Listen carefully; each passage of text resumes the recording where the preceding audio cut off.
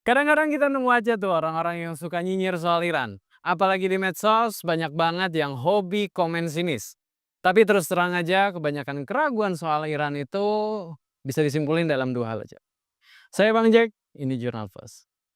Pertama, ada yang bilang Iran itu cuma pura-pura dukung Palestina. Cuma gaya-gayaan biar kelihatan keren di mata dunia. Iya. Kedua, katanya Iran nggak punya cukup kekuatan buat ngelawan si rewel. Apalagi Mama Rika yang levelnya adidaya, superpower. Ya, sah-sah aja sih orang punya pendapat. Namanya juga dunia bebas. Tapi kan kalau kita hidup di tengah masyarakat yang waras dan beradab, mestinya setiap pendapat itu punya dasarnya. Nggak asal ceplos-ceplos tanpa data, soalnya yang bikin kita beda dari makhluk lain ya akal dan logika. Bukan sekedar bisa bunyi doang.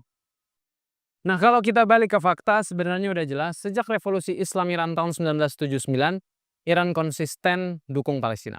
Bahkan waktu itu Imam Khomeini langsung ambil langkah tegas. Mengusir dubes si rewel dari Teheran, terus diganti sama kedubes Palestina. Nggak pakai lama. Beliau juga yang mencetuskan Hari Al-Quds Internasional, yang diperingati setiap Jumat terakhir di bulan Ramadan. Di hari itu, umat Islam diajak bersatu buat menyuarakan dukungan ke Palestina. Jadi bukan cuma ngomong kosong, tapi ada aksi nyata yang sudah jalan puluhan tahun. Yang sering orang lupa atau nggak mau lihat adalah dukungan Iran buat Palestina bukan cuma sekedar omongan atau slogan di spanduk-spanduk itu. Bahkan sejak awal di masa paling sulitnya, Iran sudah mulai bantu para pejuang kemerdekaan Palestina. Dan yang menakjubkan itu terjadi justru saat Iran sendiri lagi babak belur dikeroyok dari berbagai pihak. Bayangin aja baru aja revolusi Islam menang, langsung diserang Irak di bawah Saddam Hussein tahun 1980. Tapi serangannya bukan cuma dari satu pihak, di belakang Saddam ada beberapa negara barat, Uni Soviet, dan tentunya saja si Amerika. Iran waktu itu benar-benar dikepung. Embargo ekonomi, senjata, teknologi, bahkan sektor kesehatan pun diblokir. Tapi mereka tetap jalan, nggak mundur. Iran malah justru bangkit, mereka bangun kemandirian di semua bidang, dari teknologi, militer, sampai medis. Tapi yang luar biasa adalah walaupun lagi susah, Iran tetap nggak berhenti bantu Palestina. Bahkan ketika bantuan itu bikin mereka makin ditekan dari segala arah, secara militer, politik, ekonomi, dan diplomasi. Sementara itu banyak negara Arab malah cari aman, kayak bilang, sorry ya Palestina, kita lagi ada urusan sendiri nih. Tapi beda sama Iran yang tetap maju, tetap pegang, mau pasang badan untuk bela saudaranya di Palestina. Dan nggak cuma Palestina, kelompok-kelompok perlawan lain juga merasakan efek dari semangat perlawanan Iran ini. Lihat aja Hizbullah di Lebanon, Ansarullah di Yaman, semuanya dapat semangat dan dukungan. Dan para pemimpin mereka sendiri ngakuin itu. Jadi, ini bukan klaim sepihak. Sebenarnya gampang banget kalau mau nilai seberapa tulusnya Iran. Lihat aja pengorbanannya, karena biasanya kan negara bikin kebijakan luar negeri itu berdasarkan keuntungan apa nih yang bisa kita dapat.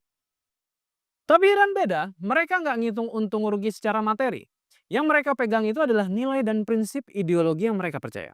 Yang bikin mereka terus bertahan di tengah tekanan dari negara-negara arogan. Dan ini semua datang dari kekuatan ideologi Islam yang mereka pegang teguh. Dipimpin oleh ulama, bukan oleh kepentingan segelintir elit. Memang berat jalan ini, tapi hasilnya kelihatan. Mereka kuat, mereka mandiri, dan yang paling penting, mereka konsisten. Nah, bicara soal konsisten dan nilai spiritual yang mendalam, kita nggak bisa lepas dari peran Iran dalam menjaga dan menghidupkan Arba'in, peringatan 40 hari syahada Imam Hussein alaihissalam di Karbala. Setiap tahunnya jutaan orang dari seluruh dunia termasuk dari Iran berjalan kaki menuju Karbala dalam ziarah terbesar di dunia ini. Ini bukan sekedar ritual keagamaan, tapi bentuk nyata dari semangat perlawanan terhadap kezaliman dan ketidakadilan.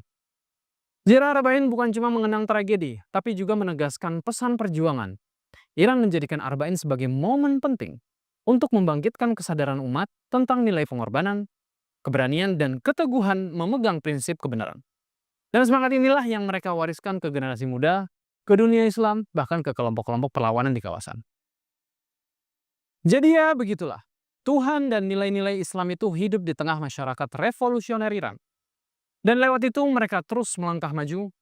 Hari ini kita jadi saksi bagaimana semua itu terbukti di depan mata. Dan sepertinya kejutan dari Iran belum selesai. Kita tunggu kelanjutannya. Salut untuk Iran revolusioner. Saya Bang Jack, saya mau ziarah.